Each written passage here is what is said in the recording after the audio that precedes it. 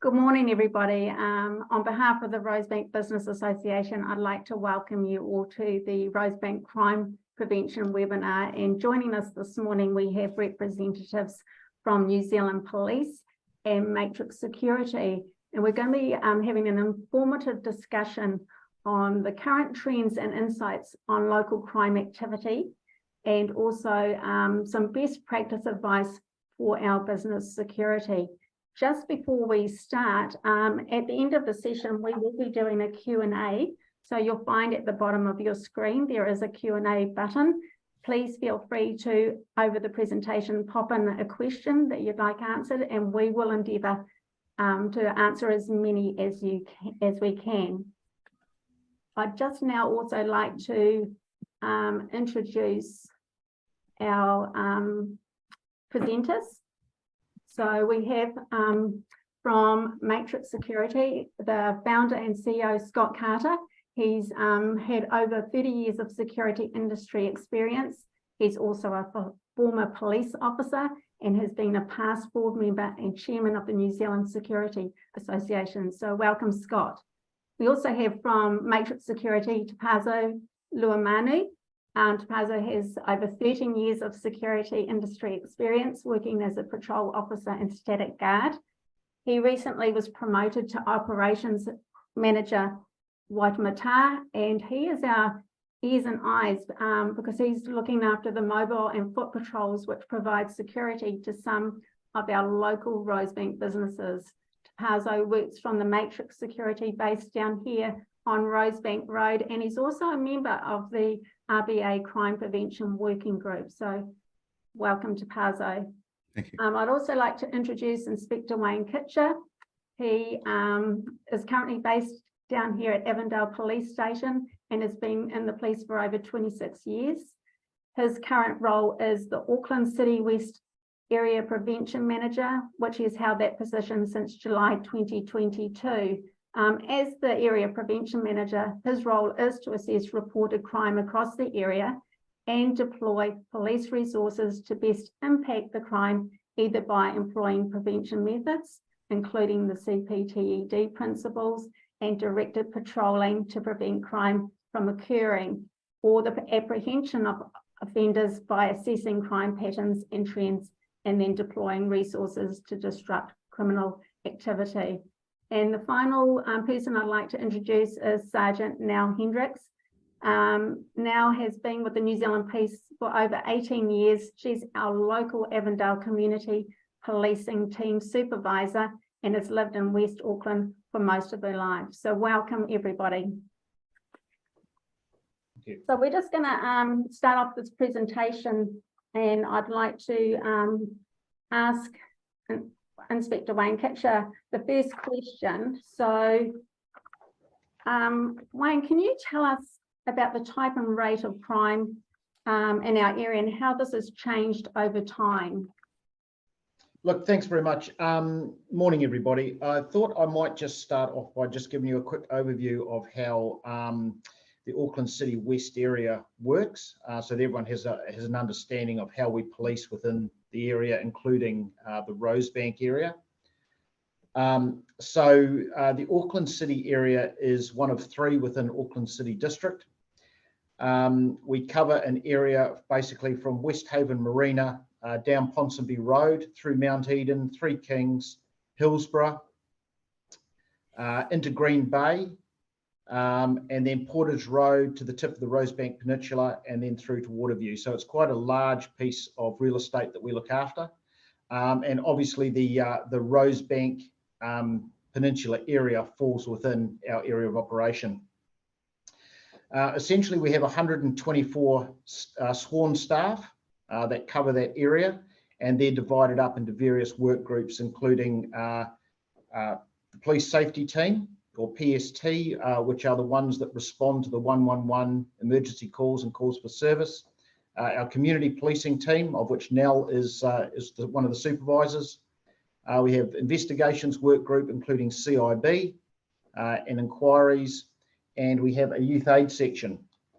There are two stations within the area, one at Avondale, which is the area headquarters, and then one at Mount Roskill at the intersection of Stoddard Road and Mayorose Street.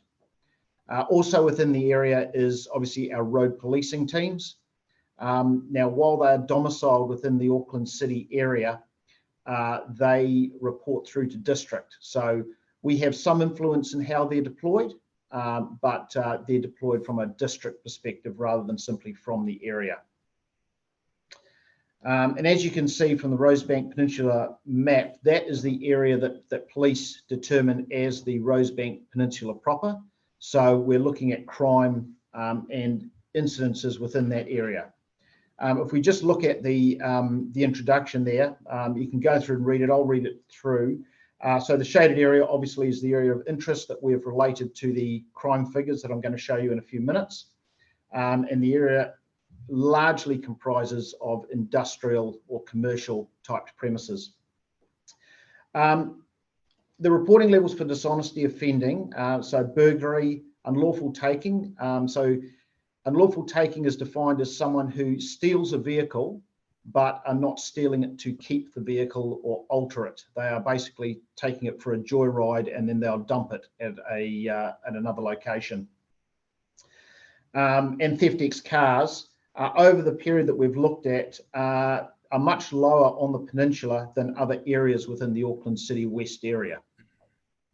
Reporting of street racing, however, or illegal street racing and car meets is relatively high within the area.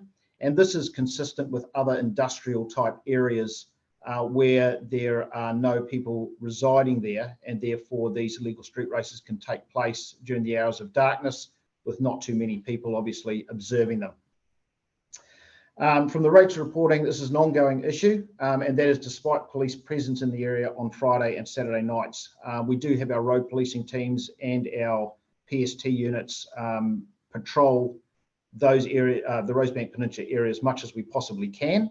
But obviously, understandably, there's other calls for service. So it's a balancing act as to what else is going on. If we just move to the next slide, and this is looking at volume crime across the Rosebank commercial area. In 2023, dishonesty offending reporting for Rosebank commercial area is noticeably lower than in 2022. There are less reported offences for all crime types between 1 January and 18 May 2023 for the same period in 2022. So if you look at the table there, the 1st of the 1st, 2022 to the 18th of the 5th, there were 54 burglaries reported in that period. If you look at the corresponding period this year, between the 1st of the 1st, 23 and 18th of the 5th, 23, there's only been 17 burglaries reported. So moving through that graph, you can see unlawful takes has dropped from 12 to 7 within the same period. Theft ex cars dropped from 15 to 7 within the same period, and shoplifting has dropped from 7 to 3 within the same period. We would expect at this point in time for that trend to continue as we move throughout the year, and obviously hoping that this year's criminal offending across the Rosebank area for the calendar year will be less than in 2022. That's pretty much our snapshot of crime. Okay, well, thank you, Wayne. So building on that, Scott, can you tell us what it's been like for Matrix Security? Thank you for that, and thank you to everyone for attending. Certainly, as a private security provider, what we see is that we tend to have an operational presence that's a little more intense than some of the police stuff. So we would see a lot of what they see, but maybe on a more earthy level. Realistically, while there's always been crime, what we're seeing more of at the moment are the ram raid type activity. It's probably no surprise to anybody. Depending on the area of Auckland, there's select areas that do experience a much higher rate of street racing, and then the rates of burglary, of course, your more common petty burglaries, they wax and wane depending on both the mix of shops, retails, or commercial premises, and you know, the more industrial side. So some offendings are weather dependent, others it's driven by opportunity, and the stuff that's probably a lot harder to get is the organised crime. So if we're looking at the first of these, so ram raiding, that is a disease at the moment, very hard to prevent because it is extremely well organised. They will deliberately target different areas of the city so that as the emergency respondents, whether it's public policing or private security, is responding to that, they hit the next one. So it's a difficult one to get on top of, apart from being as visible as we can across a wider area as we can. The street racing, what has changed over the years with that? There's always been a degree of street racing, just like there's always been a degree of burglary. But what's changed in more recent years is both the mobility of offenders, the ability to communicate extremely effectively by cell phone. They can organise meets, decide on venues in a very, very short period of time. So their whole idea is to gather with as little advance notice to law enforcement agencies as possible, get into it, make it difficult for anyone to intervene, and then disperse before any real effective response takes place. On the plus side, what's happened in recent years is that there's a really good growth in smart technology to help crime prevention. So your classic video surveillance systems, especially where they are integrated with safer cities concepts that the police can tap into. And also the growth in partnerships between business communities, private security providers, and of course, our public police. So I think we're always going to have crime, but the more we work together as a community and partner, the better off we are with our effective response measures. Thanks, Scott. Yeah, hey, you both touched on the street racer and the significance impact that's actually having down here in Rosebank Road for us. Two really hot spots are Joe Mac Place and Timothy Place, where we just have reoccurring events. A lot of the weekends are happening now. I'm actually based down here in Joe Mac Place, so I'm coming down on a Monday morning. I'm seeing all the black marks over the road, and they're getting to the point where they're actually, pulling up tarmac, from the road because they're doing so many burnouts. We're also seeing a lot of just rubber lying over the road, which is dangerous, and also just rubbish and bottles that are just getting biffed and damage to business property. So this next question is going to be for you, Tapazo. What are your recommendations for how to approach this issue, and what are you specifically doing in this regard? Our patrols generally report these issues on Friday and Saturday nights between 10 and 2 in the morning. Our guards are always in the area patrolling up and down Rosebank Road. We've got one dedicated patrolman every night from 1800 till 0600. So he normally spots them. And when he does come across the boy races, he reports it into our call center. But generally, most of the boy races disperse when they see the guard, because they know what's going to happen. We're going to report it to the police, and then the police are going to come down and move them on. We don't get too many aggressive boy races that challenge us, but when we do get challenged, we always try to advise that they're going to be trespassed if they don't move on, but they normally generally move on between 10, 20 minutes. Yeah, we note down registration plates and then we pass on the information to the police. Oh, that's great to hear. So I'd actually like to pass that back over to you, Wayne, to see what the New Zealand Police are doing in this area. So in specific relation to the illegal street racing, from our perspective, we work pretty closely with our road policing team within the Western area, although they're aligned to district. We have regular operations that we run.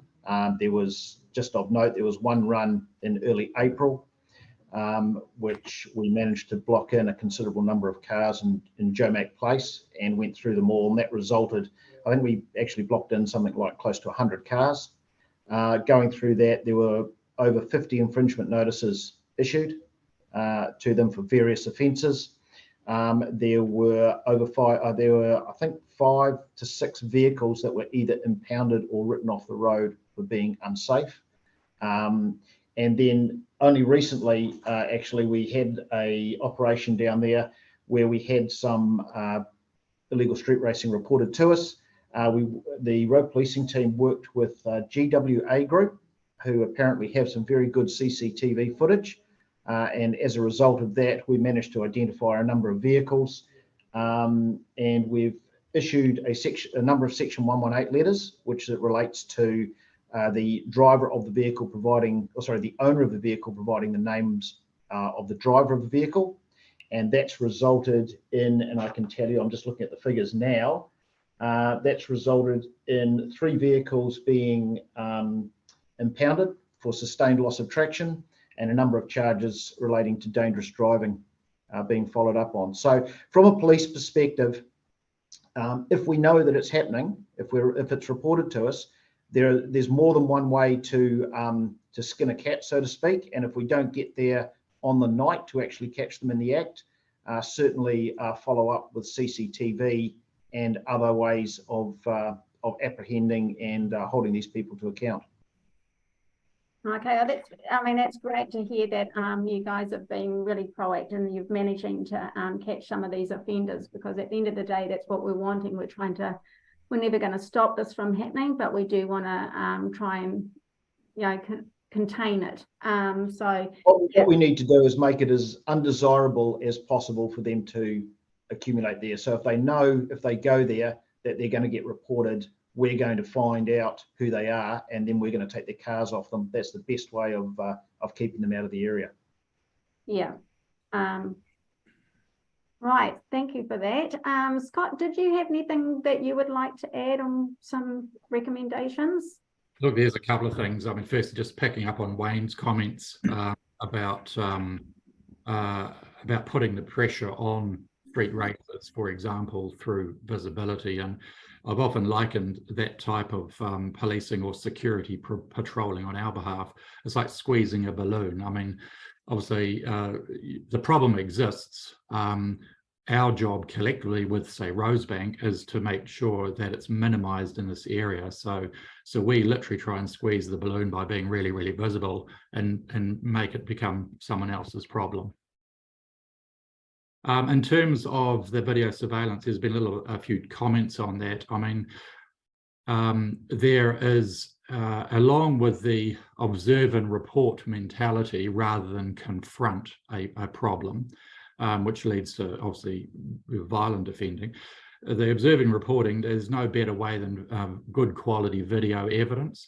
We are seeing there's obviously a number of business associations that have fundraised and put in video surveillance networks within their community, but often that footage, the footage that the police use are through video surveillance systems put in by private business owners. We do a lot of those type of systems, and as long as the quality is good, it provides an excellent source of evidence for post-event follow-up by the police. Right. Hey, well, I would love to see the size of the police force double overnight. This isn't really a realistic expectation. So what can we as businesses do to improve our own security? Perhaps we can have a couple of top 2 or 3 tips from each of our presenters. So I'll start off with you, Sergeant Nell Hendricks. I think for us, the most important part is to actually report the crime to us. Obviously, we focus our energies where the crime is occurring, and if we don't know about it, we are not going to attend. So I believe the current stats are about 1.5 million crimes go unreported in New Zealand a year. So it's huge. So just reporting it, even if you think someone else might have reported it or someone else has witnessed it, just report it through to us. And obviously there's more than one channel to report something. So you can ring 111 if something's occurring right there at the time, or someone's in danger or injured. If the offence has already occurred, you can call it through on 105, or you can report it online using 105 as well. And there's Crime Stoppers as well, so you can report something anonymously, and that's either on the phone or on the website as well. Yeah, just report. Yep, no, I keep trying to reinforce that with our businesses down here. Wayne, would you like to add anything?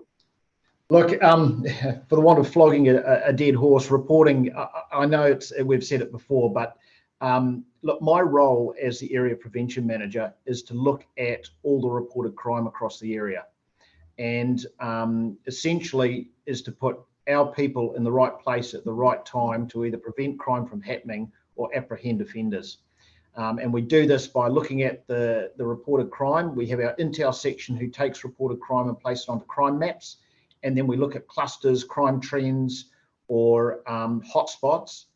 And as they're identified, then we can start looking at how we're going to deploy our staff. So we do a bit of a temporal and spatial analysis on it, and then put our staff in the right place at the right time to try and catch these people, or at least prevent it from happening. So if I can really implore everyone to, if a crime happens, regardless if you think it's insignificant or whatever, please let us know, because that little thing may help us catch someone who's committing a lot of crime across the area. Yeah, good to be doing that. Thank you. Scott, can you give us your top tips? Yes, certainly. Perhaps I'll centre mine around to support the comments by the police, but to centre around what business can do themselves. So firstly, it was mentioned earlier about environmental design, crime prevention through environmental design. So what that is in essence is trying to prevent crime, or trying to prevent your premises being subject to crime through improving the environment around it.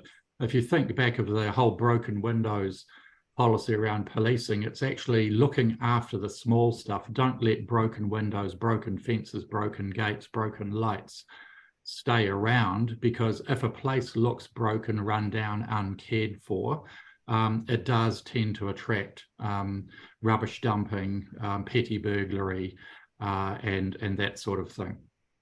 So what business can do, if you've got trees and shrubs or gardens out the front, look, make sure they're kept reasonably tidy so the place looks cared for. Clearly, if there's graffiti, or if there's a broken fence, or something on the building that needs repairing, try and take care of that. Because like I said, a well-maintained, well-kept property that is well lit and doesn't have graffiti is less attractive. The next bit is, of course, the more proactive stuff around security. So video surveillance systems, the securing the building itself with a security system. You try and make your premises as hard a target and as unattractive target as possible. So if you've got good physical measures like walls, gates, potentially bollards, if you've got a good security system with an effective response like monitoring and a patrol response, or if you're getting regular patrol checks, that visibility of a marked car turning up regularly in the area, all of those things tend to make it less likely that your business will be targeted. I mean, clearly, it's not going to guarantee it absolutely, but it definitely makes it a lot less attractive for your premise to be targeted. Okay, thanks, Scott. And we'll just finish off with Tapazo and your 2 to 3 top tips. My advice would be to start a dialogue with your staff, speak to your employees and colleagues about understanding what to do in the event of a crime or observe suspicious activities. Note down what you see the people wearing or cars, and note the number plates, and then pass it on. Talk to other staff members, and then see if that car's normally in the area, that kind of thing. You can also talk to your neighboring businesses, seeing if they're having the same issues as what you're having within your business. Or you could always come to us at Matrix Security and just talk to us, and then we'll deal with that from there. Maybe put up some signs as a deterrent, that kind of thing. Yeah, no, that's great. And we always want to be reporting everything back to the police, because the more that we can be reporting, the more hotspots we get in the area, and the more then it's actually seeing that there is a problem down here. So I'd like to thank everybody today. First of all, our presenters, Scott Carter and Tapazu Luamanu. Oh, sorry, if anyone's got any questions, would they like to either pop it in the Q&A box? I do have a couple, so this one's for Scott. What's the upcoming trends in security for 2023? Like it's around technology, okay, using but that probably pervades all aspects of business. I mean, the increasing use of technology to make business processes, or in our case, security of premises easier to effect and implement. And that's probably the defining trend. Along with the one I touched on, there is an increasing acceptance in business communities that it's not just the role of the police to look after crime or crime prevention in the area. It's very much a partnership between the business associations, police, and increasingly businesses taking on a degree of their own responsibility to implement private security measures. Oh, that's great. I have another question. This is for the New Zealand Police. How are youth offenders dealt with? Okay, so dealing with youth offenders, they're governed, or that's governed by the Oranga Tamariki Act of 1989. And just to put it in context, so a youth offender is anyone under the age of 18 is deemed to be a youth offender. So when you're talking about really young offenders, so we're talking under 10, so they're considered to be not criminally liable by the Act because of their age. Then you have the cohort of 10 to 14-year-olds, which are not considered to be criminally liable unless they commit a statutory 1 offence, which is an incredibly serious offence, such as murder, manslaughter, or something like that. And then you have the cohort of 14 to 18-year-olds, which are deemed to be criminally liable, and they'll sit within the youth justice system. Now, the OT Act is quite a difficult act to manage, and there's quite a bit of legislation in there that obviously the police are bound by in how we deal with youth offenders.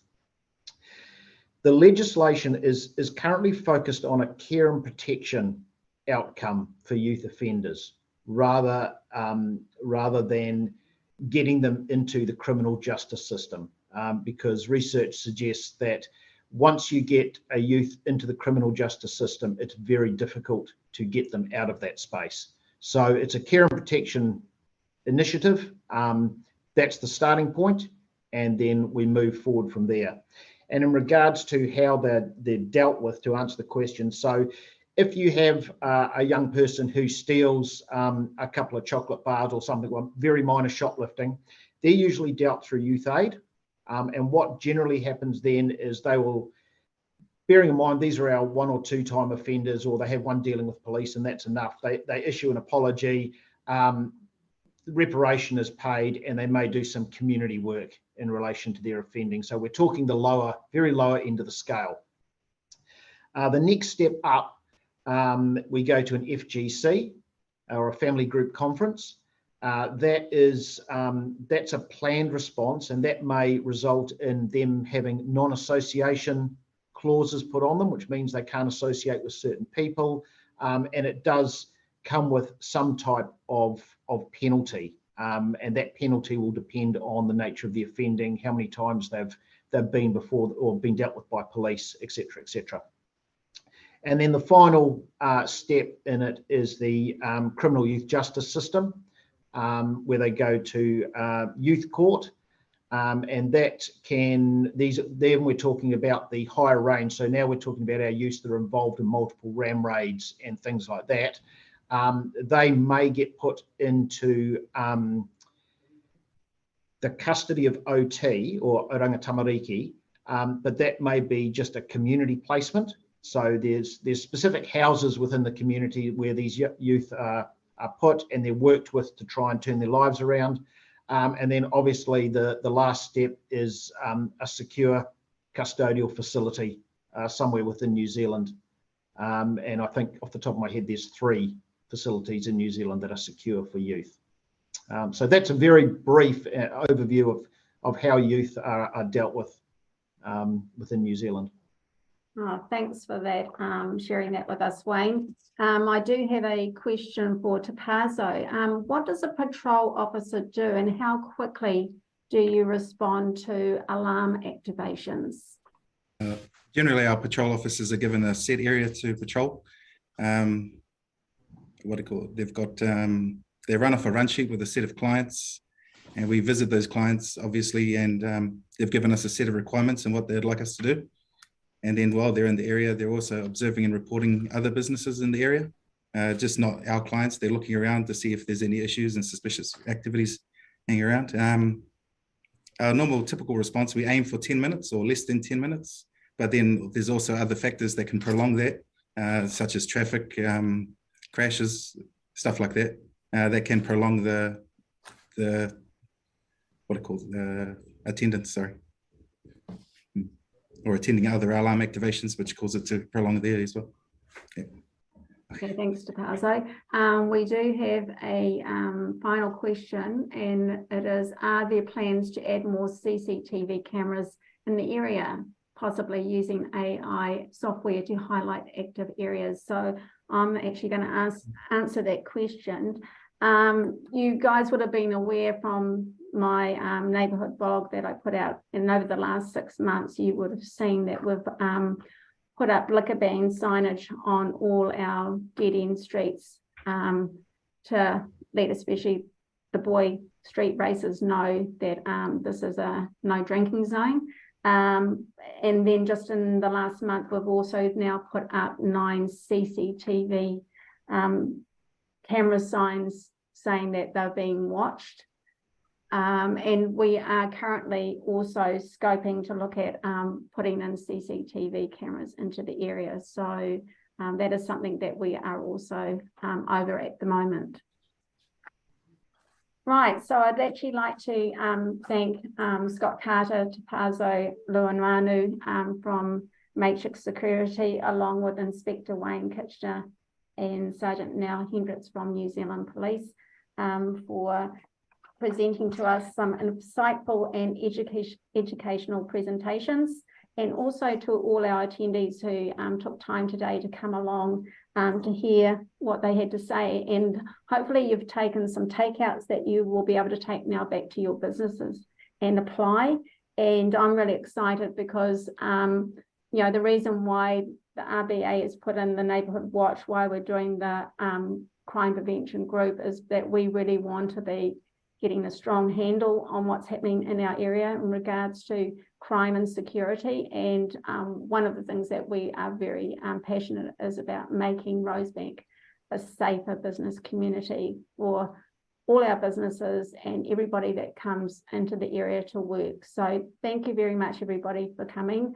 We will be putting this recording up on our website because we did have quite a few people that couldn't attend this morning. So that will be going up in the next few days. So thank you.